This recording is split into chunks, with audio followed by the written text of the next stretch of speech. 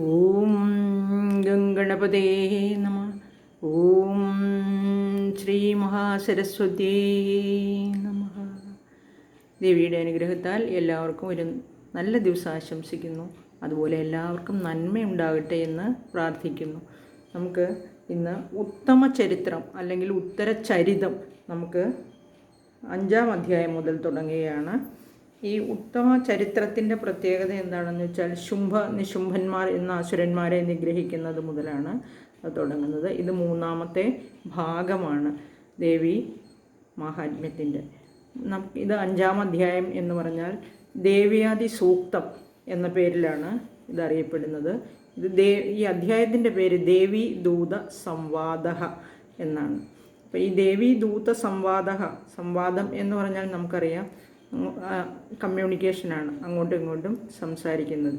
അപ്പോൾ ഇവിടെ ഉത്തമ ചരിത്രത്തിൽ നമോ ദേവ്യാധികം ദേവീ സൂക്തം സർവഫലപ്രദം എന്നാണ് പറഞ്ഞിരിക്കുന്നത്. അപ്പോൾ സർവഫലപ്രദമാണ് ഈ ദേവി സൂക്തം, അതായത് ഈ അധ്യായം ജപിക്കുന്നത്. സുരഥ വൈശ്യന്മാരും ഇങ്ങനെ ഇത് പാരായണം ചെയ്തിട്ടാണ് ഈ സൂക്തം കൊണ്ട് ദേവിയെ ഭജിച്ചാണ് സിദ്ധിയെ പ്രാപിച്ചത് എന്നും പറയപ്പെടുന്നു. നമുക്ക് നോക്കാം. 5-ാം അധ്യായത്തിൽ 1-ാമത്തെ മന്ത്രം. ഋഷിരുവാച, ഋഷി പറയുന്നു, പുരാ ശുംഭനിശുംഭാഭ്യാം അസുരാഭ്യാം ശജീപതേ ത്രൈലോക്യം യജ്ഞഭാഗാശ്ച കൃതാം മദബലാശ്രയാത്. പൂർവകൽപ്പത്തിൽ, അത് പണ്ട്. ശുംഭനിശുംഭാഭ്യാം എന്ന് പറഞ്ഞാൽ ശുംഭനും നിശുംഭനും ഇവർ 2 അസുരന്മാർ, വേറെ വേറെ അസുരന്മാരാണ് ഇവർ രണ്ടുപേരും. അസുരാഭ്യാം, ഈ അസുരന്മാരാൽ, മദബലാശ്രയാത്, മദം അഹങ്കാരമാണ്, അതുപോലെ അതിപരാക്രമം കൊണ്ടും ബലം കൊണ്ടും ഉണ്ടായ അഹങ്കാരം ഇവർക്കുള്ളത് കൊണ്ട് ശജീപതേ ത്രൈലോക്യം, ശജീപതി ഇന്ദ്രനാണ്, ഇന്ദ്രൻ്റെ 3 ലോകങ്ങളും. യജ്ഞഭാഗ, അതുപോലെ തന്നെ യജ്ഞഭാഗവും. യജ്ഞഭാഗം എന്ന് പറഞ്ഞാൽ യജ്ഞം ചെയ്യുമ്പോൾ ഉണ്ടാകുന്ന ആ ഭോഗം, അതിൽ നിന്ന് പ്രധാന ഭാഗം ആദ്യം ഇന്ദ്രനാണ് അതിൻ്റെ ഭോക്താവ്. അപ്പോൾ ആ യജ്ഞഭാഗവും അപഹരിക്കപ്പെട്ടു എന്ന് പറഞ്ഞാൽ ഇന്ദ്രനുള്ളതെല്ലാം അപഹരിച്ചു എന്നർത്ഥം. 3 ലോകങ്ങളും യജ്ഞഭാഗവും അപഹരിക്കപ്പെട്ടു. ഈ ശുംഭൻ എന്നും നിശുംഭൻ എന്നും ഉള്ള പേരുകൾ ചില ഗ്രന്ഥങ്ങളിൽ സുംഭൻ നിസുംഭൻ എന്ന് കാണപ്പെടുന്നുണ്ട്. അത് 2ആയാലും തെറ്റില്ല എന്നാണ് തോന്നുന്നത്. ഇനി ഉത്തമ ചരിത്രത്തിൽ ചില ഗ്രന്ഥങ്ങളിൽ 3 ശ്ലോകങ്ങളും കൂടെ കാണപ്പെടുന്നുണ്ട്. പുരാ ശുംഭനിശുംഭാഘ്യാവസുരൗ ഘോരദർശനൗ അപ്രാപ്ത യൗവനാവേവചേരദുസ്തവ ഉത്തമം വർഷാണാമയുധം ദിവ്യം രാജൻ വിസ്മാമനപ്രദം നിരാഹാരൗ യഥാത്മാനൗ പുഷ്കരേ ലോകപാവനെ തതപ്രസന്നോ ഭഗവാൻ ബ്രഹ്മാ ലോകപിതാമഹ മനോഭിലഷിതാൻ കാമാൻ തയോ പ്രാതാതനുത്തമാൻ. ഇങ്ങനെ 3 ശ്ലോകങ്ങൾ കാണപ്പെടുന്നുണ്ട്. ഇവിടെ അല്ലയോ സുരഥ മഹാരാജാവേ, പണ്ട് ഭയങ്കരന്മാരായിരിക്കുന്ന ശുംഭനെന്നും നിശുംഭനെന്നും പേരുള്ള 2 അസുരന്മാർ യൗവനം പ്രാപിക്കുന്നതിന് മുമ്പിൽ തന്നെ അവർ ആഹാരമൊന്നും കഴിക്കാതെ ജിതേന്ദ്രിയന്മാരായിട്ട്, അതായത് ഇന്ദ്രിയ നിഗ്രഹണം നടത്തി അതിശുദ്ധമായിരിക്കുന്ന പുഷ്കര ദ്വീപത്തിൽ ചെന്ന്, പുഷ്കരം എന്ന പേരുള്ള ദ്വീപിൽ ചെന്ന് 10,000 ദിവ്യവർഷം ബ്രഹ്മാവിനെ തപസ് ചെയ്തു. അനന്തരം ബ്രഹ്മാവ് പ്രത്യക്ഷപ്പെട്ട് അവർക്ക് ഇഷ്ടമുള്ള വരങ്ങളെല്ലാം പ്രദാനം ചെയ്തു എന്നാണ് ഇതിൻ്റെ അർത്ഥം. അതായത് 10,000 ദിവ്യവർഷം എന്ന് പറയുമ്പോൾ മനസ്സിലാവും എത്രയോ നീണ്ട കാലയളവാണത്. അവർ വിശപ്പും ദാഹവും ഒന്നും അറിയാതെ അതിനെയെല്ലാം നിഗ്രഹിച്ച്, അതാണ് വേറെ ഒരു ഇമോഷൻസും ഇല്ലാതെ, അതാണ് ഇന്ദ്രിയ നിഗ്രഹം, ജിതേന്ദ്രിയന്മാരായി എന്ന് പറഞ്ഞിരിക്കുന്നത്. അപ്പോൾ ഭഗവാൻ ലോകപിതാവായ ബ്രഹ്മാവിനെ തപസ് ചെയ്ത് മനോഭിലഷിതാൻ, മനസ്സിന് ആഗ്രഹമുള്ളതെല്ലാം, നമുക്ക് ആഗ്രഹമുള്ളതെല്ലാം നേടിയെടുത്ത അസുരന്മാരാണ് ശുംഭനെന്നും നിശുംഭനാണ് എന്നും പേരുള്ള 2 അസുരന്മാർ. അതുകൊണ്ട് തന്നെയാണ് അവർ മദബലാശ്രയ, ഗർവിൻ്റെയും ശക്തിയുടെയും ബലത്തിൽ എന്ന് പറഞ്ഞിരിക്കുന്നത്. അപ്പോൾ ഈ ശ്ലോകത്തിൽ പണ്ട് ശുംഭൻ എന്നും നിശുംഭൻ എന്നും പേരുള്ള 2 അസുരന്മാർ വളരെ അഹങ്കാരത്തോടുകൂടി അവരുടെ ആ അതിപരാക്രമ നിമിത്തം ദേവേന്ദ്രൻ്റെ അധീനത്തിലുണ്ടായിരുന്ന 3 ലോകങ്ങളും, പാതാളം, ഭൂമി, സ്വർഗം, ഈ 3 ലോകങ്ങളും യാഗങ്ങളെയൊക്കെ മുടക്കി യാഗഭാഗമൊക്കെ അപഹരിച്ച് ഇന്ദ്രനുള്ള എല്ലാ അധികാരങ്ങളെയും ഇല്ലാതെയാക്കി തീർത്തു എന്നാണ് ഈ ശ്ലോകത്തിൻ്റെ അർത്ഥം. മൂന്നാമത്തെ ശ്ലോകം. താവേവ സൂര്യതാം തദ്വദധികാരം തഥൈന്ദവം കൗബേരമധയാമ്യം ച ചക്രാദേ വരുണസ്യ ച. താവേവ എന്ന് പറഞ്ഞാൽ തൗ ഏവ, അവർ തന്നെ. തൗ അവർ രണ്ടുപേരുള്ളത് കൊണ്ടാണ് തൗ ഏവ സൂര്യതാം സൂര്യൻ്റെയും തദ്വത് അതുപോലെ തന്നെ ഐന്ദവം. ഐന്ദവം എന്ന് പറഞ്ഞാൽ ചന്ദ്രനെ സംബന്ധിച്ച അധികാരത്തെയും. തഥാ കൗബേരം കുബേരനെ സംബന്ധിച്ചത് അപ്രകാരം. അധ അതുപോലെ യാമ്യം എന്ന് പറഞ്ഞാൽ യമനെ സംബന്ധിച്ചത്. വരുണസ്യ വരുണൻ്റെ അധികാരത്തെയും. ചക്രാതേ എന്ന് പറഞ്ഞാൽ ഇവിടെ കൈയടക്കി നടത്തപ്പെടുന്നു. ഇവിടെ ഇവർ സൂര്യൻ്റെ, ചന്ദ്രൻ്റെ, അതുപോലെ തന്നെ വരുണൻ്റെ, യമൻ്റെ, ഇങ്ങനെ ഇന്ദ്രനെ ആദ്യം കീഴടക്കി. അതുകൂടാതെ തന്നെ ഈ 3 ദിക്പാലകന്മാരുടെ അധികാരത്തെയും ഈ ശ്ലോകത്തിൽ പറഞ്ഞിരിക്കുന്നു. ആ ശുംഭനും നിശുംഭനും വളരെ ലോഭ കാമക്രോധ മോഹങ്ങൾക്ക് അടിമപ്പെട്ട് അവർ സൂര്യൻ്റെ രൂപത്തെ പ്രാപിച്ച് സൂര്യൻ്റെ തൗ ഏവ സൂര്യതാം ആ സൂര്യൻ്റെ അത്രയും അധികാരത്തെ തന്നെ അവർ കൈയടക്കി. അതുപോലെ തന്നെ ചന്ദ്രനെയും സംബന്ധിച്ചതും. അതുപോലെ വൈശ്രവണൻ കുബേരൻ ധനാധിപനാണ് വൈശ്രവണൻ. അതുപോലെ യമൻ എന്ന് പറഞ്ഞാൽ കാലൻ കൊല്ലാനുള്ള അധികാരം, ആയുസ്സെടുക്കാനുള്ള അധികാരം യമനാണല്ലോ. അപ്പോൾ ലോകത്തിലുള്ള എല്ലാ അധികാരങ്ങളെയും അവർ കൈയടക്കി എന്നേ അർത്ഥമുള്ളൂ. ആ 2 അസുരന്മാരും അത്രയ്ക്ക് അഹങ്കാരം കൊണ്ട് എല്ലാ ദേവന്മാരെയും ആക്രമിച്ച് കീഴടക്കി അവരുടെ എല്ലാ അധികാരം കൈയടക്കി എന്ന് ഈ ശ്ലോകത്തിൻ്റെ സാരം. 4-ാമത്തെ ശ്ലോകം. താവേവ പവനർദ്ധിം ച ചക്രദുർവന്യകർമ്മ ച തതോ ദേവ വിനിർധൂത ഭ്രഷ്ടരാജ്യ പരാജിതാഹ. ഈ ശ്ലോകത്തിൽ വായുവിനെയും അഗ്നിയെയും കൂടി പറഞ്ഞിട്ടുണ്ട്. അപ്പോൾ ദിക്പാലന്മാരിൽ 6 പേരുടെ അധികാരത്തെയാണ് ഇപ്പോൾ അപഹരിച്ചിരിക്കുന്നത്. ഇവിടെ ആദ്യം കഴിഞ്ഞ ശ്ലോകത്തിൽ 3 പേരെ പറഞ്ഞുള്ളൂ, ഇവിടെ വായുവിനെയും അഗ്നിയെയും. അപ്പോൾ തൗ ഏവ പവനാർദ്ധിം ച, ഇവിടെ അവർ 2 പേരും. അപ്രകാരം പവനൻ വായുവിൻ്റെ അധികാരത്തെയും. വന്യകർമ്മ ചക്രതു, അങ്ങനെ അഗ്നിദേവൻ്റെ കർമ്മത്തെയും സ്വയം ചെയ്യാൻ തുടങ്ങി. തതഹ അനന്തരം ദേവാഹ പരാജിതാഹ, ദേവന്മാർ പരാജിതരാക്കപ്പെട്ടു. ഭ്രഷ്ടരാജ്യാഹ വിനിർധൂത, രാജ്യം നഷ്ടപ്പെട്ട് രാജ്യം പോയവരായിട്ട് അവർ നിഷ്കാസിതരാക്കി, രാജ്യത്തിൽ നിന്ന് അവരെ ഓടിച്ചു എന്നർത്ഥം. ആ ശുംഭനും നിശുംഭന്മാരും അങ്ങനെ ദിക്പാലകന്മാരിൽ വായുവിൻ്റെയും അഗ്നിയുടെയും കൂടെ അധികാരത്തെ അപഹരിച്ച് ഈ രാക്ഷസന്മാരും അസുരന്മാരും എല്ലാം ഒരേ വർഗത്തിൽപ്പെട്ടവരാണല്ലോ. അപ്പോൾ ഈ നിരുതിയുടെ അധികാരത്തെയും അതുപോലെ വരദാന നിമിത്തം ഈശാന കോണിലിരിക്കുന്ന ആ ദിക്പാലകനാണ് ഈശൻ.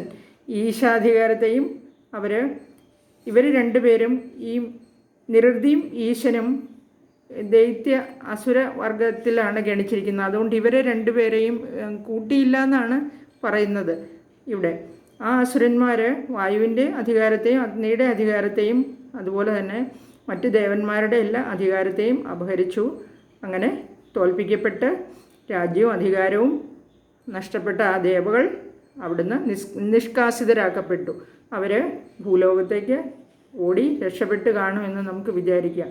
5-ാമത്തെ ശ്ലോകം. ഹൃദാധികാരാസ്ത്രിതശാസ്താഭ്യാം സർവേ നിരാകൃതാഹ മഹാസുരാഭ്യാം താം ദേവീം സംസ്മരന്ത്യപരാജിതാം.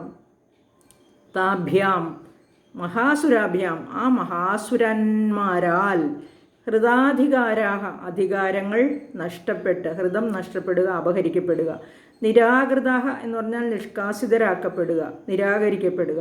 സർവേ ത്രിദശാഹ എല്ലാ ദേവന്മാരും എന്നാണ്. ത്രിദശാഹ ദേവന്മാർ. അപരാജിതാം അവർ പരാജിതരാക്കപ്പെട്ട്, അവരാരാലും അവരെ തിരിച്ചു കൊണ്ടുവരാൻ പറ്റാത്ത രീതിയിൽ. താം ദേവീം സംസ്മരന്തി, അവർ ആ ദേവിയെ സംസ്മരന്തി നല്ലവണ്ണം സ്മരിച്ചു എന്നർത്ഥം. അവർ ദേവിയെ നല്ലവണ്ണം പ്രാർത്ഥിച്ചു എന്നർത്ഥം. ആ മഹാസുരന്മാരാൽ അധികാരം നഷ്ടപ്പെട്ട് രാജ്യത്തിൽ നിന്ന് പുറത്താക്കപ്പെട്ട ദേവന്മാർ, സകല ദേവന്മാരും, മറ്റുള്ള ആരാലും ജയിക്കപ്പെടാൻ പാടില്ലാത്ത ആ ദേവിയെ നല്ലവണ്ണം സ്മരിച്ചു, പ്രാർത്ഥിച്ചു. ഇനി ഈ ശ്ലോകം കഴിഞ്ഞിട്ട് ചില ഗ്രന്ഥങ്ങളിൽ ഒരു 4 ശ്ലോകങ്ങളും കൂടെയുണ്ട്. അത് എല്ലാ ബുക്കിലും ഉണ്ടോ എന്ന് എനിക്കറിയില്ല. ഏതായാലും ഞാനത് വായിക്കാം, ഇല്ലാത്തവർ ശ്രദ്ധിച്ച് കേൾക്കുക. തേഷു തേഷ്വധധിഷ്ണേഷു ലോകേഷു ച മഹീപതേ സ്വഭൃത്യ പ്രതിദാദൈത്യ അധികാരേ നിയോജിതാഃ തതോ ദേവാ സഹേന്ദ്രേണ ബിഭ്രാണ മാനുഷിം തനും വിജേരുരവനൗരാം രാജൻ മനുജൈഃ സംഗതാകൃശാഃ ഏവം നിവസതാം തത്ര ദേവാനാം അമിതൗജസാം ഗതന്മാസീൻ മഹാരാജ ചത്വാരിംശതുർയുഗം തതോ ദേവാ സഹേന്ദ്രേണ ബ്രഹ്മണാ ച സമേത്യ വൈ ദുർഗാം ഭഗവതിം ഭക്ത്യ സംസ്മരന്തോ അപരാജിതാം. ഇങ്ങനെ ഈ 4 ശ്ലോകങ്ങളും കൂടിയാണ് ചില ബുക്കുകളിലുള്ളത്. ഇവിടെ പറഞ്ഞിരിക്കുന്നത് തേഷ്വധധിഷ്ണേഷു ലോകേഷു ച മഹീപതേ.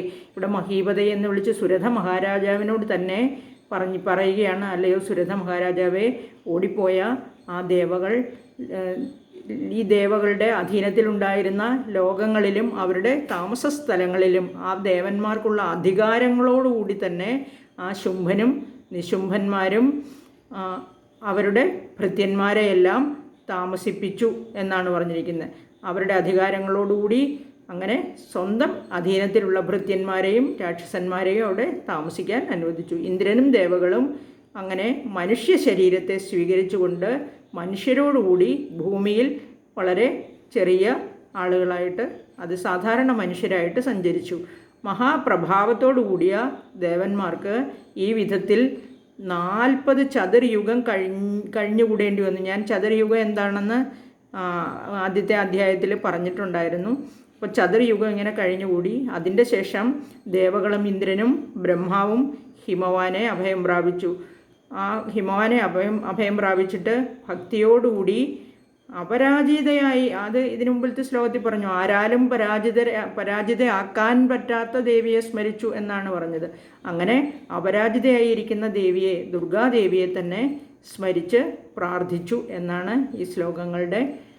തതോ ദേവാ സഹേന്ദ്രേണ ബ്രഹ്മണ ച സമേത്യ വൈ ദുർഗാം ഭഗവതിം ഭക്ത്യ സംസ്മരന്തോ അപരാജിത. ആരാലും പരാജിതയാക്കാൻ പറ്റാത്ത ദുർഗാദേവിയെ സ്മരിച്ചു.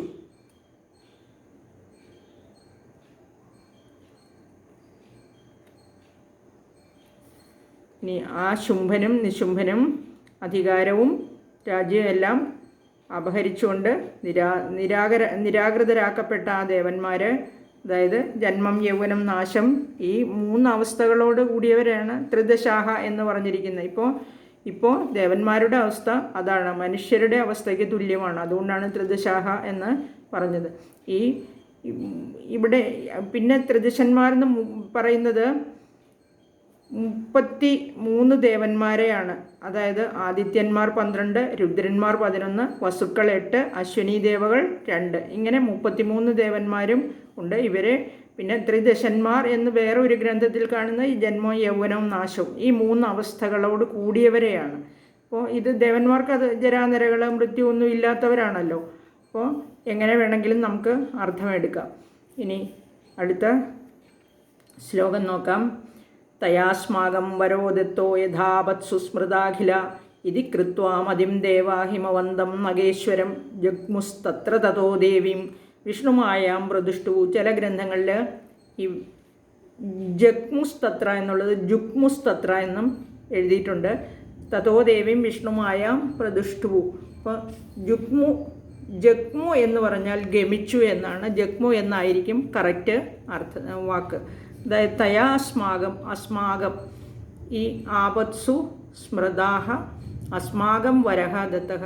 അപ്പോൾ ഞങ്ങൾക്ക് എന്നാണ് അസ്മാകം വരഹ. ഇതി തയാസ്മാകം വരോദത്തോ, വരം ദത്തമായിട്ടുണ്ട്, ഞങ്ങൾക്ക് വരം ലഭിച്ചിട്ടുണ്ട്. യഥാപത്സു സ്മൃതാഖിലാഹ, അന്ന് ദേവി ഞങ്ങൾക്ക് വരം തന്നിട്ടുണ്ട്. യഥാ ആപത്തിൽ, സ്മൃതാഖില അഖില പരമാവതഃ, എല്ലാ വലിയ ആപത്തുകളെയും നാശയിഷ്യാമി നശിപ്പിക്കുന്നുണ്ട്. യഥാ അതുപോലെ തന്നെ തയാ ആ ദേവിയാൽ അസ്മാകം വരഹ ദത്തഃ ഞങ്ങൾക്ക് വരം നൽകിയിട്ടുണ്ട്, അല്ലെങ്കിൽ നൽകപ്പെട്ടിട്ടുണ്ട്. ഇതിം മതിം കൃത്വാ ദേവാഹ, ഇങ്ങനെ വിചാരിച്ച് ദേവന്മാർ നഗേശ്വരൻ നഗം പർവ്വതമാണ്, നാഗം അല്ല, നഗം കൊടുമുടി, പർവ്വതങ്ങളുടെ ഈശ്വരനായ ഹിമവന്തം പർവ്വതശ്രേഷ്ഠനായ ഹിമവാനെ ജഗ്മുഹു, ഇവിടെ പർവ്വതശ്രേഷ്ഠനായ ഹിമവാന്റെ അടുത്തേക്ക് പോയി എന്നാണ് ജഗ്മുഹു എന്ന വാക്കുകൊണ്ട് ഉദ്ദേശിച്ചിരിക്കുന്നത്. തതഹ അനന്തരം, തത്ര അവിടെ, വിഷ്ണുമായാം ദേവീം വിഷ്ണുമായയായ ദേവിയെ പ്രദുഷ്ടൂഹു ഭക്തിയോടുകൂടി സ്തുതിച്ചു. ആപത്സു സ്മൃതാഹ, അപ്പോൾ ദേവി കഴിഞ്ഞ അധ്യായത്തിൽ മഹിഷാസുരനെ വധിച്ചു കഴിഞ്ഞ് പോകുമ്പോൾ പറഞ്ഞിരുന്നു, നിങ്ങൾക്ക് എന്ത് ആപത്തുണ്ടായാലും എന്നെ സ്മരിച്ചാൽ മതി, വരുമെന്ന്. ഇവർ ദേവന്മാരും വരം വാങ്ങിച്ചിരുന്നു, ദേവി അത് അപ്രകാരം തന്നെയെന്ന് വരം കൊടുക്കുകയും ചെയ്തിരുന്നു. അതുകൊണ്ട് ഇവിടെ ഹിമവാന്റെ അടുത്ത് പോയി പ്രാർത്ഥിക്കുമ്പോൾ അത് ഓർക്കുകയാണ് ദേവന്മാർ.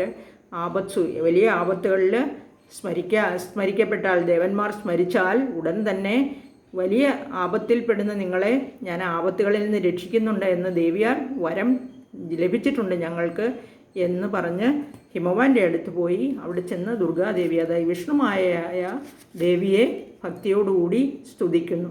അടുത്ത ശ്ലോകം, ദേവ ഊച്ചു നമോ ദേവ്യൈ മഹാദേവ്യൈ ശിവായൈ സതതം നമഃ നമ പ്രകൃത്യൈ ഭദ്രായൈ നിയതാഹ പ്രണതാസ്മതാം. ഇവിടെ ദേവന്മാർ പറയുകയാണ്, അതായത് ദേവന്മാർ സ്തുതിക്കുന്നതാണിത്. ഇവിടെ ഹിമവാന്റെ അടുത്ത് നിന്ന് ദുർഗാദേവിയെ സ്തുതിക്കുകയാണ്. നമോ ദേവി മഹാദേവി, ഇത് നമോ ദേവ്യാദി സൂക്തം എന്നറിയപ്പെടാൻ കാരണം തന്നെ ഇതാണ്. നമോ ദേവി മഹാദേവി ശിവായൈ സതതം നമഃ നമ പ്രകൃത്യൈ ഭദ്രായൈ നിയതാഹ പ്രണതാസ്മതാം എന്ന് പറഞ്ഞിരിക്കുന്നു. ദേവന്മാരിങ്ങനെ ദേവിയൈ നമഃ, പ്രകാശസ്വരൂപയായിരിക്കുന്ന ദേവിക്ക് ആയിക്കൊണ്ട് നമസ്കാരം. മഹാദേവി, മഹാദേവ പത്നിയായ ദേവിക്ക് ആയിക്കൊണ്ട് നമസ്കാരം. ശിവായി, ശിവയായിരിക്കുന്ന, അതായത് മംഗളകാരിണിയായിരിക്കുന്ന പാർവതിക്കായിക്കൊണ്ട് സതതം നമസ്കാരം. ഇങ്ങനെ ഈ 3 രൂപങ്ങളിൽ വിചാരിച്ച് ദേവിയെ നമസ്കരിക്കുന്നു. പ്രകൃതി, അതായത് പ്രകൃതി എന്ന് പറഞ്ഞാൽ സത്വരജസ് തമോ ഗുണങ്ങളുടെ അതായത് സമ്യക് രൂപമായ ദേവി, ജഗത് കാരണയായിരിക്കുന്ന ദേവിയെ സ്മരിക്കുന്നു. ഭദ്രായി, ഭദ്ര ആയിരിക്കുന്നവൾ, സർവമംഗളത്തെ പ്രദാനം ചെയ്യുന്ന ദേവി. നമഃ, നമസ്കാരം. താം, പ്രസിദ്ധയായി. അസ്മത് വരദ, ഞങ്ങൾക്ക് വരത്തെ നൽകുന്ന ആംബികയെ. നിയതാഹ പ്രണതാസ്മ, ഞങ്ങൾ നിയതാഹ, നിയമപ്രകാരം അല്ലെങ്കിൽ നിയമം അനുസരിച്ച് മനസ്സടക്കി ഏകാഗ്രചിത്തരായി ഞങ്ങൾ പ്രാർത്ഥിക്കുന്നു, നമസ്കരിക്കുന്നു എന്ന് ഇവിടെ ദേവന്മാർ പറയുന്നു. അതായത് ദേവന്മാർ പ്രാർത്ഥിക്കുന്നു. ഇത് നമോ ദേവി എന്നുള്ളത് ഈ അഥർവ ശിരസിലുള്ള അത് പറയണ്ട അല്ലേ. പ്രകാശസ്വരൂപയായി ബ്രഹ്മാദികളെയും സൃഷ്ടിയാദി ദിവ്യ വ്യവഹാരങ്ങളിൽ പ്രവർത്തിപ്പിക്കുന്നവളായി, കല്യാണകാരിണിയായ, മംഗളകാരിണിയായ, അതുപോലെ മൂലപ്രകൃതിയായിരിക്കുന്ന, അതുപോലെ സൃഷ്ടിശക്തിയായിരിക്കുന്ന, അഖില ജീവജാലങ്ങളെയും രക്ഷിക്കുന്ന ആ സ്ഥിതിശക്തിയായിരിക്കുന്ന ആ വിഷ്ണുമായ, ഇവിടെ ബ്രഹ്മപത്നിയായിട്ടും ശിവപത്നിയായിട്ടും വിഷ്ണുപത്നിയായിട്ടും ഇരിക്കുന്ന 3 രൂപങ്ങളിലുള്ള ദേവിയെയാണ് പ്രാർത്ഥിക്കുന്നത്. ഞങ്ങൾ മനസ്സിരുത്തി നമസ്കരിക്കുന്നു എന്ന് പ്രാർത്ഥിക്കുകയാണ് ഇവർ. ഇവിടെ നിയതാഹ എന്ന് പറഞ്ഞാൽ നിയമം അനുസരിച്ചെന്ന് ഞാൻ പറഞ്ഞു. ഇവിടെ നിയമം എന്നുദ്ദേശിക്കുന്നത് അതായത് ഇന്ദ്രിയ നിഗ്രഹം വരുത്തിയവരാണ്, ജിതേന്ദ്രിയന്മാരായിട്ടാണ് നിയതാ പ്രണതാസ്മ എന്ന് പറഞ്ഞിരിക്കുന്നത്. അതിന് ഭക്തി നിമിത്തം അതിശാന്തമായിരിക്കുന്ന സ്വഭാവത്തോടു കൂടിയ മനുഷ്യർക്ക് അങ്ങനെ ചെയ്യാൻ പറ്റുള്ളൂ. മനുഷ്യർക്കാണെങ്കിലും ദേവന്മാർക്കാണെങ്കിലും. മനുഷ്യർക്ക് പിന്നെ മനുഷ്യർക്ക് ഭാഗ്യമായിട്ടിരിക്കുന്ന എന്ന് വേണമെങ്കിലും എടുക്കാം ഇവിടെ.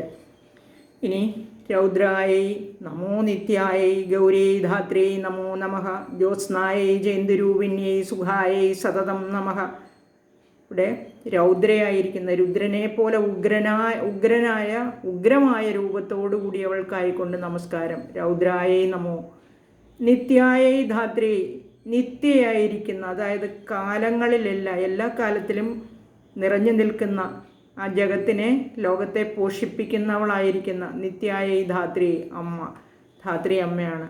ഗൗരിയൈ നമോ നമഃ, ആ എല്ലാ കാലത്തിലും ലോകത്തെ പോഷിപ്പിക്കുന്നവളായി ജഗത്തെല്ലാം നിറഞ്ഞിരിക്കുന്നവളായ പാർവതിക്കായി കൊണ്ട് അനേകം നമസ്കാരം. ജ്യോത്സ്നായെ പ്രകാശരൂപിണിയായിരിക്കുന്ന ഇന്ദ്രരൂപിണിയെ, അതായത് ചന്ദ്രരൂപിണിയായിരിക്കുന്ന, സുഖായൈ ച പരമാനന്ദരൂപയായിരിക്കുന്ന സതതം നമഃ എല്ലായ്പ്പോഴും നമസ്കാരം. രുദ്രനെ പോലെ ഉഗ്രമായ രൂപത്തോടു കൂടിയവൾ, കാലത്രയത്തിലും ഉള്ളവളായി ലോകപോഷണിയായിരിക്കുന്ന പാർവതിക്കായിക്കൊണ്ട് നമസ്കാരം. പ്രകാശരൂപിണിയായിരിക്കുന്ന ചന്ദ്രരൂപിണിയായിരിക്കുന്ന പരമാനന്ദ രൂപയായിരിക്കുന്ന ദേവിക്ക് സദാ നമസ്കാരം എന്ന് പറയുന്നു. ഇവിടെ രൗദ്രയായിരിക്കുന്ന എന്ന് പറഞ്ഞാൽ രൗദ്രഭാവത്തോടുകൂടി ഇരിക്കുന്നവൾ എന്നാണ് ഉദ്ദേശിച്ചിരിക്കുന്നത്. അതുപോലെ സുഖത്തിൽ നിന്ന് വ്യത്യസ്തമായ എന്ന് വേണമെങ്കിലും, അല്ലെങ്കിൽ സുഖം ആഗ്രഹിക്കുന്ന, അല്ലെങ്കിൽ സുഖം അതിൽ നിന്ന് വ്യത്യസ്തമായ ഇന്ദ്രിയങ്ങളോട് കൂടിയവൾ എന്ന് വേണമെങ്കിലും അർത്ഥം എടുക്കാം. ഇവിടെ എന്തായാലും മനസ്സിലായി കാണുമെന്ന് ഞാൻ വിചാരിക്കുന്നു. ജ്യോതിസോട് കൂടിയവളാണ്, പ്രകാശത്തോടു കൂടിയവളാണ്. നമുക്ക് ഇവിടെ അടുത്ത ശ്ലോകം നോക്കാം. കല്യാണ്यै പ്രണതാവൃദ്ധ്यै സിദ്ധ്यै കൂർമ്यै നമോ നമ. നൈരുദ്ധ്यै ഭൂഭൃതാം ലക്ഷ്മ്यै ശർവാണ്यै തേ നമോ നമ. കല്യാണി മംഗളത്തെ ചെയ്യുന്നവൾ. പ്രണതാവൃദ്ധ്यै നമസ്കരിക്കുന്നവൾക്ക് അല്ലെങ്കിൽ നമസ്കരിക്കുന്നവർക്ക് സമൃദ്ധിയായി എല്ലാം പ്രദാനം ചെയ്യുന്നവൾ പ്രണതാവൃദ്ധ്यै. സിദ്ധ്यै അതുപോലെ അണിമാതി ഗുണങ്ങളോടുകൂടി സിദ്ധരൂപയായിരിക്കുന്നവൾ. കൂർമ്മ്यै ഭൂഭാരത്, അതായത് ആ ഭൂമിയെ ഉദ്ധരിക്കുന്നതിനായി കൂർമാവതാരം പൂണ്ട വിഷ്ണുവിൻ്റെ ശക്തിയായിരിക്കുന്നതാണ്, കൂർമ്മശക്തിയായിരിക്കുന്നവളെയാണ് ഭൂഭാരോദ്ധരണത്തിന് വേണ്ടി. അതാണ് കൂർമ്മ്यै എന്നിവിടെ ഉദ്ദേശിച്ചിരിക്കുന്നത്. കൂർമ്മത്തിൻ്റെ ശക്തിയായിരിക്കുന്ന, കൂർമ്മം അറിയാമല്ലോ ഇല്ലേ, ആമയാണെന്ന്. നമോ നമഃ ദേവിക്കായിക്കൊണ്ട് അനേകം നമസ്കാരം. നൈരുദ്ധ്यै ഇവിടെ നിറുതി കോണിൽ നിറുതി അസുരശക്തിയാണ്. നിറുതി ആ അസുരശക്തിയായിരിക്കുന്നവൾ. ഭൂഭൃതാം ലക്ഷ്മി ഇവിടെ ഭൂഭൃതാം ലക്ഷ്മിയായി, അതായത് രാജലക്ഷ്മിയായിരിക്കുന്നവൾ. ശർവാണിயை ഇവിടെ ശർവാണി ശിവപത്നിയായിരിക്കുന്നവൾ. തേ നമോ നമഃ അവിടുത്തെ ഞങ്ങൾ നമസ്കരിക്കുന്നു, അവിടുത്തേക്കായി അനേകം നമസ്കാരം. മംഗളത്തെ ചെയ്യുന്നവൾ, നമസ്കരിക്കുന്നവർക്ക് സമൃദ്ധിയായിട്ടെല്ലാം പ്രദാനം ചെയ്യുന്നവൾ, അണിമാതി രൂപയായിരിക്കുന്നവൾ, ഭൂഭാരത്തെ അതായത് ഉദ്ധരിക്കുന്നതിന് വേണ്ടി കൂർമ്മമായിട്ട് അവതരിച്ച വിഷ്ണുവിൻ്റെ കൂർമ്മശക്തിയായിരിക്കുന്നവൾ, അസുരശക്തിയായിരിക്കുന്നവൾ, രാജലക്ഷ്മിയായി ശിവപത്നിയായിരിക്കുന്ന അവിടത്തേക്ക് അനേകം നമസ്കാരം എന്ന് പറയുന്നു. ഇനി ഋദ്ധി എന്നുള്ള വാക്കുകൊണ്ട് സമൃദ്ധി എന്ന് ഇതിനു മുമ്പ് നമ്മൾ പറഞ്ഞിട്ടുണ്ട്. ഇനി അടുത്തത് കല്യാണരൂപ എന്ന് അറിയാം. ഇവിടെ ഈ നൈരുതി എന്ന് ഉദ്ദേശിക്കുന്ന അസുരശക്തി എന്ന് പറഞ്ഞു. അസുരശക്തി എന്ന് പറഞ്ഞാൽ നമുക്ക് ലക്ഷ്മിയുടെ വിപരീത പദമാണ് അലക്ഷ്മി. ഇവിടെ ആ അലക്ഷ്മിയാണ് ഉദ്ദേശിക്കുന്നത്. ലക്ഷ്മി അലക്ഷ്മിയാണ് കേട്ടോ. ഇനി അടുത്ത ശ്ലോകം. ദുർഗായൈ ദുർഗപാരായൈ സാരായൈ സർവകാരുണ്യൈ ഖ്യാത്यै തഥൈവ കൃഷ്ണായൈ ധൂമ്രായൈ സതതം നമഃ. ദുർഗായൈ ദുർഗയ്ക്കായിക്കൊണ്ട്, അതായത് ഇവിടെ ദുർഗായൈ എന്ന് പറഞ്ഞിരിക്കുന്നത് ദുഃഖത്തിൽ പ്രാപിക്കപ്പെടുവാൻ യോഗ്യയായിരിക്കുന്ന, അതായത് നമുക്ക് സ്മരിക്കുമ്പോൾ നമ്മളെ അനുഗ്രഹിക്കുന്ന, ദുഃഖത്തിൽ സ്മരിക്കുമ്പോൾ നമ്മളെ അനുഗ്രഹിക്കുന്ന ശക്തിയാണ് ദുർഗ. അതുകൊണ്ട് ആണ് അങ്ങനെ ദുഃഖത്തിൽ നമുക്ക് പ്രാപിക്കാൻ അല്ലെങ്കിൽ ആശ്രയിക്കാൻ യോഗ്യയായവൾ. ദുർഗപാരായൈ ഇവിടെ ദുർഗപാരായൈ എന്ന് ഉദ്ദേശിച്ചിരിക്കുന്നത് നമ്മളെ ഈ സംസാര സാഗരത്തിൽ നിന്ന് കരകയറ്റുന്നവൾ, ഈ ലോകത്തിലെ എല്ലാ ആശാപാശങ്ങളിൽ നിന്നും ദുഃഖത്തിൽ നിന്നും കരകയറ്റുന്നവൾ. സാരായൈ സാരത്തോടു കൂടിയവൾ, അതായത് ബലവതിയായിരിക്കുന്നവൾ എന്നർത്ഥം. സർവകാരുണ്യൈ സമസ്ത വസ്തുക്കളെയും നിർമ്മിച്ചവൾ, അതായത് ആ സമസ്ത വസ്തുക്കളും ഉണ്ടാകാൻ കാരണഭൂതയായവൾ. ഖ്യാതിയൈ ഖ്യാതി കീർത്തിയാണ്, ആ കീർത്തി രൂപയായിരിക്കുന്നവൾ, യശസ്സായിരിക്കുന്നവൾ. തഥാ അപ്രകാരം ഏവം കൃഷ്ണായ അതുപോലെ തന്നെ കൃഷ്ണവർണ്ണയായിരിക്കുന്നവൾ. ധൂമ്രായൈ അതുപോലെ ധൂമ്രവർണ്ണ ആയിരിക്കുന്ന ദേവി. ഇവിടെ കൃഷ്ണവർണ്ണയായും ധൂമ്രവർണ്ണയായും ഒരേ സമയം പറഞ്ഞിരിക്കുകയാണ്. സതതം നമഃ, എല്ലായ്പ്പോഴും നമസ്കാരം. ദുർഗയായി നമ്മളെ ഈ സംസാര സാഗരത്തിൽ നിന്ന് കരകയറ്റുന്നവളായി, ബലവതിയായി, സകല വസ്തുക്കളുടെയും നിർമ്മാണത്തിന് ഭൂതയായവളായി, യശസ്വരൂപിണിയായി, അപ്രകാരം കൃഷ്ണവർണ്ണയായും ധൂമ്രവർണ്ണയായും ഇരിക്കുന്ന ദേവിക്കായിക്കൊണ്ട് സദാ നമസ്കാരം. ഇനി അടുത്തത്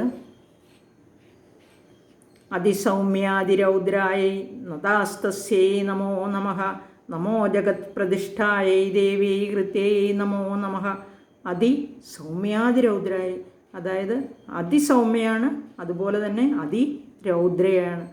അപ്പോൾ ഈ ഈ രണ്ട് ഭാവങ്ങളും ക്രമീകരിച്ചിരിക്കുന്ന ദേവിക്കായിട്ട്, രൗദ്രയായിരിക്കുന്ന ദേവിക്കും സൗമ്യയായിരിക്കുന്ന ദേവിക്കും അതിസൗമ്യയായി നതാഹ ഞങ്ങൾ നമസ്കരിക്കുന്നു.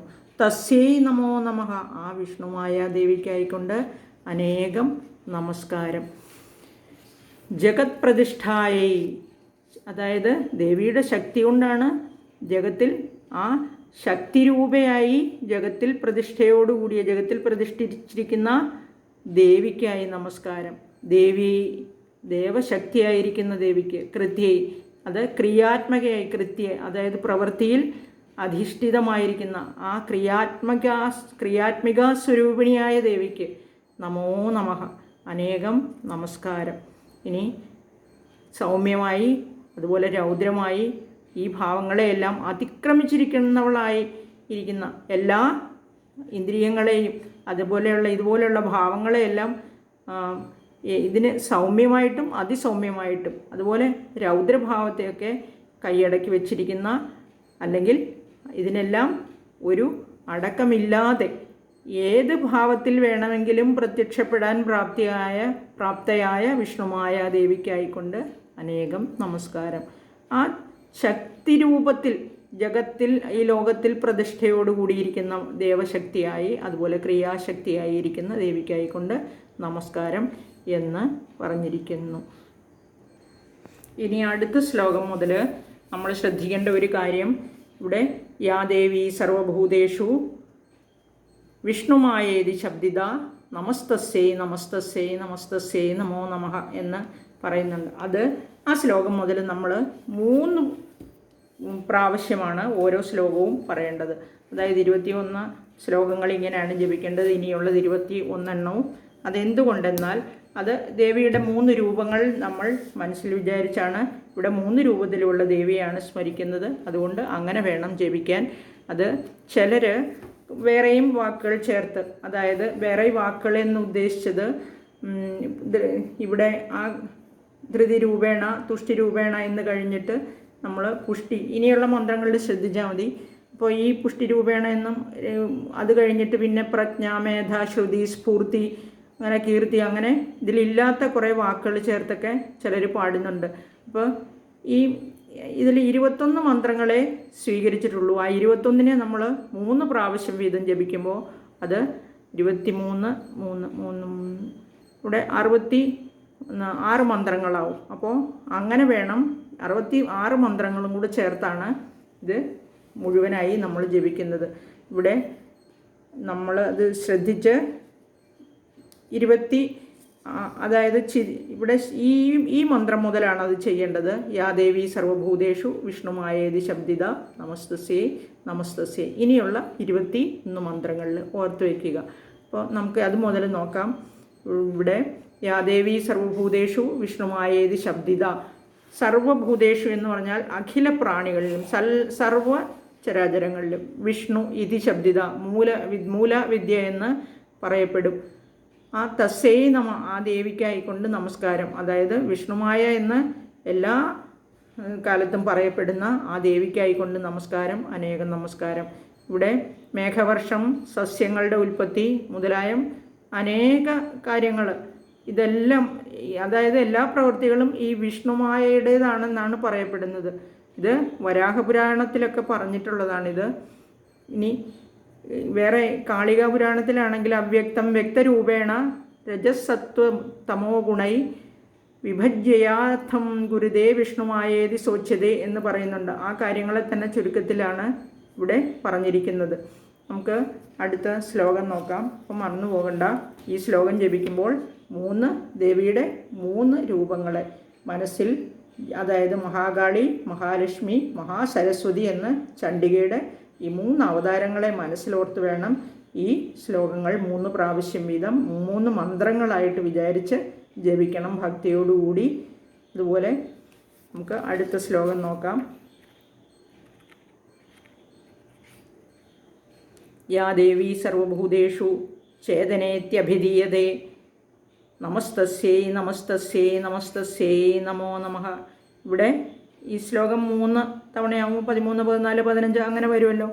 അപ്പോൾ നോക്കുക, യാ ദേവി സർവഭൂതേഷു, അതായത് അഖില പ്രാണികളിലും, ചേതന ഇതി അഭിധീയത എന്ന് പറഞ്ഞാൽ, ചേതന എന്ന് പറയുന്നത് നമ്മുടെ ജാഗ്രത അവസ്ഥയിൽ നമ്മളുടെ ജീവനാഡിയായിട്ടിരിക്കുന്ന ആ ദേവിക്കായിക്കൊണ്ട് നമസ്കാരം.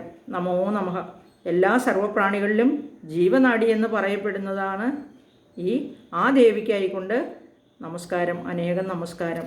നമ്മുടെ അന്ധകരണ പ്രവർത്തികൾ മുതലെല്ലാം നമ്മുടെ ചേതന, അതാണ് നമ്മുടെ എല്ലാ ബുദ്ധിയെന്നും പറയും ചേതനയ്ക്ക്, അല്ലേ. ഇനി നിർവികൽപ്പജ്ഞാനമാണ്, ബുദ്ധി സവികൽപ്പജ്ഞാനമായിട്ടാണ് പറയപ്പെട്ടിരിക്കുന്നത്. ചേതന നിർവികൽപ്പജ്ഞാനം എന്ന് പറയുമ്പോൾ ബുദ്ധി സവികൽപ്പജ്ഞാനമാണ്. അപ്പോൾ ഇവിടെ ചേതനയെ നിർവികൽപ്പയായ ശക്തിയായിട്ടാണ് ഉദ്ദേശിച്ചിരിക്കുന്നത്. അടുത്ത ശ്ലോകം, യാദേവി സർവഭൂതേഷു ബുദ്ധിരൂപേണ സംസ്ഥിത നമസ്തസ്യൈ നമസ്തസ്യൈ നമസ്തസ്യൈ നമോ നമഃ. അപ്പോൾ യാതൊരു ദേവിയാണോ, ഏത് ദേവിയാണോ സർവ ചരാചരങ്ങളിലും അഖില പ്രാണികളിലും ബുദ്ധി ആ രൂപത്തിൽ, അതായത് അന്ധകരണ രൂപമായിട്ട് സവികൽപ്പജ്ഞാനമായിട്ടിരിക്കുന്നത്, ആ സ്ഥിതി ചെയ്യുന്ന ദേവിക്കായിക്കൊണ്ട് അനേകം നമസ്കാരം. ഈ ശ്ലോകവും 3 തവണ ജപിക്കണമെന്ന് പറഞ്ഞു. മഹാകാളി, മഹാലക്ഷ്മി, മഹാസരസ്വതി രൂപത്തിൽ മനസ്സിൽ ധ്യാനിച്ച് യാ ദേവി സർവഭൂതേഷു നിദ്രാരൂപേണ സംസ്ഥിത നമസ്തസ്യൈ നമസ്തസ്യൈ നമസ്തസ്യൈ നമോ നമഃ. ഏത് ദേവിയാണോ സർവപ്രാണികളിലും നിദ്രാരൂപേണ, നിദ്ര ഉറക്കമാണ്, നിദ്രാരൂപത്തിൽ സ്ഥിതി ചെയ്യുന്നത് ആ ദേവിക്കായിക്കൊണ്ട് അനേകം നമസ്കാരം. ഇവിടെ നിദ്ര എന്ന് പറഞ്ഞിരിക്കുന്നത് നമ്മൾ ഉറങ്ങുമ്പോൾ വേറെ ഒന്നും ചെയ്യുന്നില്ലല്ലോ. അപ്പോൾ നമ്മുടെ മറ്റു വ്യാപാരങ്ങളെല്ലാം, മറ്റു പ്രവൃത്തികളെല്ലാം അടങ്ങുന്നതിന് അനുകൂലമായ ഒരു വികാരമാണ് ഈ നിദ്ര എന്ന് പറയുന്നത്. അപ്പോൾ ഇവിടെ നിദ്രയ്ക്ക് ഒരു അവസ്ഥയാണ് നമ്മളുടെ, അല്ലേ. നമ്മൾ ഒരു ആഹാരമെല്ലാം കഴിച്ചു കഴിഞ്ഞിട്ട് അതെല്ലാം ഒന്ന് നമ്മുടെ ശരീരത്ത് പാകം ചെയ്ത ഭക്ഷണം നമ്മൾ ഭക്ഷിച്ചു കഴിഞ്ഞതിന് ശേഷം അതൊന്നും നമുക്ക് ആവശ്യമില്ലാത്ത ഒരവസ്ഥയാണ് ഈ നിദ്ര എന്ന് പറയുന്നത്. അവിടെ വേറെ ഒരു ആക്ടിവിറ്റിയും നടക്കുന്നില്ല, അല്ലേ. അതിനെ സുഷുപ്തി എന്നാണ് നമ്മൾ പറയുന്നത്, അല്ലെങ്കിൽ ഒരു സ്വപ്നാവസ്ഥ എന്ന് വേണമെങ്കിൽ പറയാം. അല്ലെങ്കിൽ ഇന്ദ്രിയങ്ങളൊക്കെ ഇങ്ങനെ അടങ്ങി വളരെ ലയം പ്രാപിച്ച, ആത്മാവ് ലയം പ്രാപിച്ച ഒരു അവസ്ഥയാണ് നിദ്ര എന്ന് ഉദ്ദേശിച്ചിരിക്കുന്നത്. ആ രൂപത്തിൽ സ്ഥിതി ചെയ്യുന്ന ദേവിക്കായിക്കൊണ്ട് നമസ്കാരം എന്ന് പറയുകയാണ്. നമുക്ക് നിദ്രയില്ലെങ്കിലും വിഷമമല്ലേ, അതുപോലെ അപ്പോൾ ആ നിദ്രാദേവിയും നമ്മളെ അനുഗ്രഹിക്കണം, നിദ്രാദേവിയായിട്ടിരിക്കുന്ന അവസ്ഥ. ഇനി യാദേവി സർവഭൂതേഷു ക്ഷുധാരൂപേണ സംസ്ഥിത നമസ്തസ്യൈ നമസ്തസ്യൈ നമസ്തസ്യൈ നമോ നമഃ. ക്ഷുധ എന്ന് പറഞ്ഞാൽ വിശപ്പാണ്. യാതൊരു ദേവി സകല പ്രാണികളിലും ക്ഷുധാരൂപേണ സ്തുതി ചെയ്യുന്നു. ആ ദേവിക്കായിക്കൊണ്ട് നമസ്കാരം, അനേകം നമസ്കാരം. ഇത് തന്നെ നമ്മൾ 3 മഹാകാളി ദേവിയോട് പറഞ്ഞു, പാർവതീ ദേവി, ലക്ഷ്മി ദേവി, അതുപോലെ തന്നെ സരസ്വതീ ദേവിയോടും നമ്മൾ പറയുകയാണ്. ഇവിടെ ക്ഷുധ എന്ന് പറഞ്ഞാൽ ആ ജഠരാഗ്നിയാണ് ഉദ്ദേശിച്ചതെങ്കിലും പൃഥ്വിയെ സംബന്ധിച്ച ഒരു ധാതുവിൻ്റെ ക്ഷയം കൊണ്ടുണ്ടാകുന്ന ഒരു തളർച്ചയാണ് ഈ വിശപ്പെന്നാണ് ഇവിടെ സൂചിപ്പിച്ചിരിക്കുന്നത്. അതായത് ഭക്ഷിക്കണം, ആഹാരം കഴിക്കണം എന്നുള്ള ഇച്ഛ. ഈ വിശപ്പില്ലെങ്കിലും അതൊരു അസുഖമാണ്, അല്ലേ. വിശപ്പില്ലാത്ത അവസ്ഥ. അപ്പോൾ പ്രാണികൾക്ക് വിശപ്പില്ലെങ്കിലും ശരീരസുഖം ഉണ്ടാവുകയില്ല. അതുകൊണ്ട് ആ രൂപത്തിലുള്ള ക്ഷുധാരൂപത്തിലുള്ള ദേവിക്കും നമസ്കാരം. അടുത്ത ശ്ലോകം, യാ ദേവി സർവഭൂതേഷു ഛായാരൂപേണ സംസ്ഥിത നമസ്തസ്യൈ നമസ്തസ്യൈ നമസ്തസ്യൈ നമോ നമഃ. ഛായ എന്താണ്? ഛായ എന്ന് പറഞ്ഞാൽ നിഴൽ എന്നാണ് നമുക്കെല്ലാം അറിയാവുന്നത്. അപ്പോൾ ആ നിഴലിൻ്റെ രൂപത്തിൽ സ്ഥിതി ചെയ്യുന്ന ദേവിക്ക് സകല പ്രാണികൾക്കും നിഴലുണ്ട്. അതായത് അതുപോലെയുള്ള ഒരു തണലാണത്, അല്ലേ. അപ്പോൾ ദേവി ഇവിടെ നമുക്കൊരു തണലായിട്ട് ആശ്രയമായിട്ടാണെങ്കിൽ വേണമെങ്കിൽ നമുക്ക് വിചാരിക്കാം. അതായത് പിന്നെ വേറെ ഛായ എന്നുള്ള വാക്കിന് വർണ്ണപ്രസാദം എന്ന്, അല്ലെങ്കിൽ വെയിൽ കൊണ്ടുള്ള ദുഃഖത്തെ നശിപ്പിക്കുന്ന ഒരു ശീതളാവസ്ഥ എന്ന് വേണമെങ്കിലും എടുക്കാം. അല്ലെങ്കിൽ ഞാൻ ആദ്യം പറഞ്ഞതുപോലെ ആശ്രയമായിരിക്കുന്നവൾ എന്ന് വേണമെങ്കിലും നമുക്കെടുക്കാം. സർവ്വഭൂതങ്ങളിലുമുള്ള ഒരു പ്രതിബിംബം, അല്ലെങ്കിൽ സൂര്യപത്നിയുടെ പേരും ഛായ എന്നാണ് ഞാൻ കഴിഞ്ഞ അധ്യായത്തിൽ പറഞ്ഞിരുന്നു അത്. അപ്പോൾ നമുക്കിവിടെ സകല പ്രാണികളിലും ശക്തിരൂപിയായിട്ട് ഛായാരൂപത്തിലിരിക്കുന്ന ദേവിക്ക് നമസ്കാരം. ഇനി അടുത്തത് യാദേവി സർവഭൂതേഷു ശക്തിരൂപേണ, ശക്തിയായിരിക്കുന്നവൾ സ്ഥിതി ചെയ്യുന്ന ആ ദേവിക്കായിട്ട് നമസ്കാരം. സാമർഥ്യം അല്ലെങ്കിൽ ഉത്സാഹം അല്ലെങ്കിൽ ശിവശക്തി, ആ ശക്തിയായിരിക്കുന്ന ദേവിക്ക് നമസ്കാരം. ഈ ശക്തി ഉണ്ടെങ്കിലേ നമുക്ക് എന്ത് കാര്യവും ചെയ്യാനുള്ള സാമർഥ്യം ഉണ്ടാവുകയുള്ളൂ. അതുകൊണ്ട് ആ ശക്തിയായിരിക്കുന്ന ദേവിക്കും നമസ്കാരം. യാ ദേവി സർവഭൂതേഷു തൃഷ്ണാരൂപേണ സംസ്ഥിത നമസ്തസ്യൈ നമസ്തസ്യൈ നമസ്തസ്യൈ നമോ നമഃ. തൃഷ്ണ, അതായത് ഈ തൃഷ്ണ എന്ന് പറഞ്ഞാൽ അത് ലോഭമാണ്. ഏതൊരു വസ്തു തൻ്റേതല്ലയോ ആ വസ്തുക്കളെ നമുക്ക് കൈയടക്കണമെന്നുള്ള ആഗ്രഹത്തിനെയാണ് തൃഷ്ണ എന്ന് ഉദ്ദേശിക്കുന്നത്. അപ്പോൾ ദേവിയോട് പറയുകയാണ് തൃഷ്ണാരൂപേണ, ദേവി, ഏത് ദേവിയാണോ തൃഷ്ണാരൂപത്തിലിരിക്കുന്നത് ആ ദേവിക്ക് നമുക്ക് നമ്മുടെ നമസ്കാരം എന്ന് പറഞ്ഞിരിക്കുന്നു. അപ്പോൾ ഭോഗാഭിലാഷം അല്ലെങ്കിൽ ഇവിടെ ഒരു അടങ്ങാത്ത അത്യാഗ്രഹം എന്ന് വേണമെങ്കിലും അതിനെ പറയാം.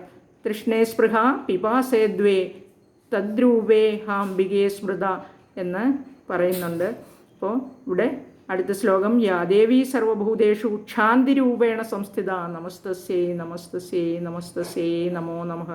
യാതൊരു ദേവി സകല പ്രാണികളിലും ക്ഷാന്തി രൂപത്തിൽ സ്ഥിതി ചെയ്യുന്നു. ക്ഷാന്തി എന്ന് പറഞ്ഞാൽ ക്ഷമ എന്നാണ് അർത്ഥം. ഈ ക്ഷമ എന്ന രൂപത്തിൽ, ക്ഷമയുടെ രൂപത്തിൽ എല്ലാ പ്രാണികളിലും സ്ഥിതി ചെയ്യുന്ന ദേവിക്ക് നമസ്കാരം. സാമർഥ്യം ഉണ്ടെങ്കിലും അപ്രകാരം ചെയ്യുന്നവരിലും ഇങ്ങനെ ഈ ക്ഷമയില്ലെങ്കിൽ വളരെ ദോഷം ചെയ്യുന്നത് അല്ലേ. അതുകൊണ്ടാണ് ക്ഷമ ഉണ്ടാകണം എല്ലാവർക്കും. ആ ദേവിക്കും നമുക്ക്, അതും ദേവിയുടെ ഒരു അവസ്ഥയാണ്, ആ ദേവിക്കും നമസ്കാരം. യാ ദേവി സർവഭൂതേഷു ജാതിരൂപേണ സംസ്ഥിത. ജാതിരൂപേണ എന്ന് പറഞ്ഞിരിക്കുന്ന യാതൊരു പ്രാണിയിലും ജാതിരൂപയായി, അതായത് ജാതി എന്ന് പറഞ്ഞാൽ അനേകങ്ങളെ ഏക ആകാരമായിട്ട് പറയുന്നതാണ് ജാതി എന്ന് പറഞ്ഞിരിക്കുന്നത്. നമ്മൾ കാസ്റ്റ് ആൻഡ് ക്രീഡ് അതാണ് എന്ന് വിചാരിക്കരുത്. പല ജാതികളായി തിരിച്ചു വച്ചിരിക്കുന്നു. അതിന് ലോകത്തിൻ്റെ അടിസ്ഥാനമേ അങ്ങനെയാണെന്ന് വേണമെങ്കിൽ വിചാരിക്കാം നമുക്ക്. സകല പ്രാണികളിലും ജാതിരൂപയായിട്ട് സ്ഥിതി ചെയ്യുന്നു. ആ ദേവിക്കായിട്ട് നമസ്കാരം.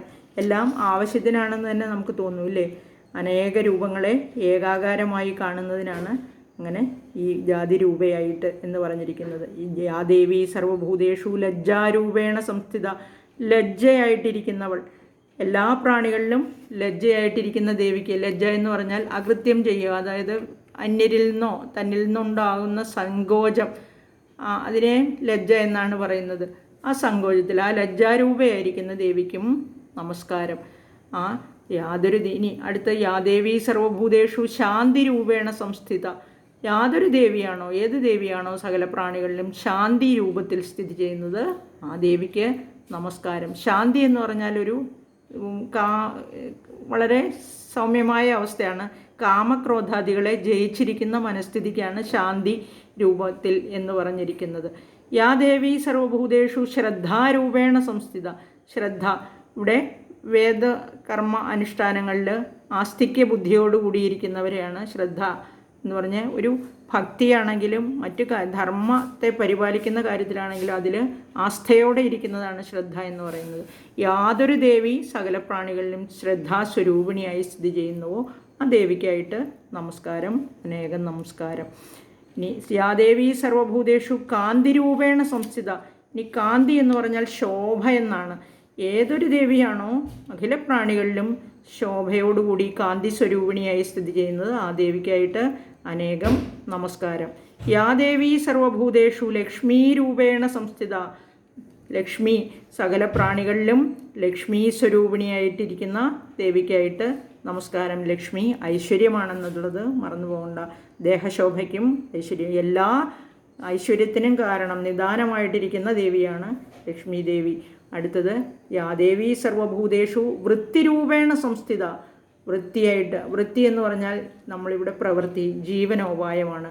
അപ്പോൾ ആ സകല പ്രാണികളിലും വൃത്തി രൂപത്തിൽ സ്ഥിതി ചെയ്യുന്നു. വൃത്തി എന്ന് പറഞ്ഞാൽ ക്ലെൻലിനെസ് അല്ല ഉദ്ദേശിക്കുന്ന, പ്രവൃത്തി ചെയ്യാനുള്ള, ജീവിക്കാൻ, സർവൈവ് ചെയ്യാൻ വേണ്ട പ്രവൃത്തികൾ ചെയ്യുന്നതിനെയാണ് ഇവിടെ വൃത്തിരൂപേണ എന്ന് പറഞ്ഞിരിക്കുന്നത്. ആ ദേവിക്കായിട്ട് വൃത്തിരൂപത്തിൽ സ്ഥിതി ചെയ്യുന്ന ദേവിക്കായിട്ടും അനേകം നമസ്കാരം എന്ന് പറയുന്നു. ഈ ശ്ലോകത്തിന് മുമ്പിൽ ഈ ധൃതിരൂപേണ എന്ന് ചില ഗ്രന്ഥങ്ങളിൽ കാണുന്നുണ്ട്. ഈ ധൃതിയുടെ അർത്ഥം ധൈര്യമെന്നാണ്. അത് കഴിഞ്ഞ് പുഷ്ടിരൂപേണ എന്നും കൂടി കാണാറുണ്ട് ചില.